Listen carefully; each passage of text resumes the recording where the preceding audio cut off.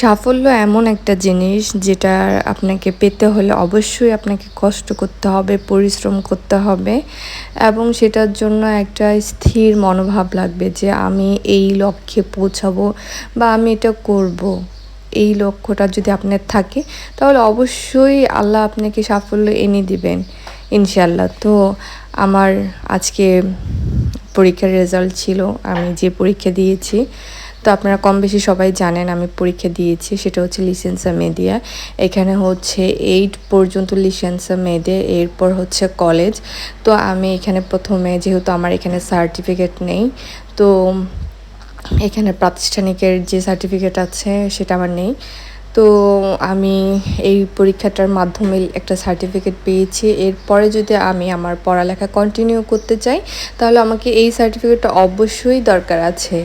তো এই সার্টিফিকেটটার জন্য আমি 1 বছর অনেক কষ্ট করেছি। আমার ফ্যামিলি মেনটেন করে, আমার সব ঘরের কাজ মেনটেন করে, বাচ্চা কাচ্চা সামলিয়ে আমি ক্লাসে 4 ঘন্টা, অনেক সময় 3 ঘন্টা, আবার অনেক সময় মিস দিয়েছি। প্রায় সময় আমি স্কুল যেতে পারিনি, কারণ আমার অনেক সময় বাচ্চা অসুস্থ থাকে, নিজে অসুস্থ থাকি, বা ফ্যামিলি মেম্বার অন্য কেউ অসুস্থ থাকে, বা অনেক কাজ পড়ে যায়, অ্যাপয়েন্টমেন্ট থাকে। যেহেতু এই দেশে সব কিছুতেই সবারই 1 দিন 2 দিন সপ্তাহে অ্যাপয়েন্টমেন্ট থাকবেই, তো বাইরে দৌড়াদৌড়ি করতে হয়, যেতে হয়। সব কিছু মিলিয়ে এই একটা বছর আমার অনেক কষ্টের মধ্যে গিয়েছে এই সার্টিফিকেটের জন্য। অবশেষে সেই দিনটি আসলো, আমি পরীক্ষা দেওয়ার কিছুদিন পরেই আজকে রেজাল্ট দিবে।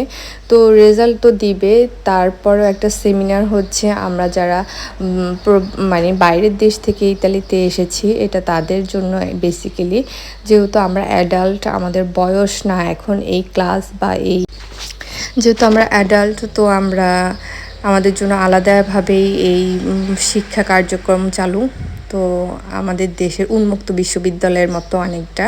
তারপর আমরা কি চিন্তা ভাবনা করছি, আমরা কোন দিকে এগোবো, আমরা চাকরি করব নাকি আমাদের পড়ালেখাটা কন্টিনিউ করব, অনেক অনেক কিছুই আছে, অনেক পথ আছে। সেই বিষয়ে আমাদেরকে আমাদের এই টিচারগুলো বুঝাচ্ছিল যে তোমাদের এই সাইটে গেলে এটা পাবা, তোমাদের জন্য সুবিধা হবে। তো তোমরা মানে যেতে পারো, করতে পারো, কন্টিনিউ করতে পারো পড়ালেখা। আর এই যে আমার সার্টিফিকেট, আর যারা আমার পাশে হাঁটাহাঁটি করছে তারা আমার ক্লাসমেট।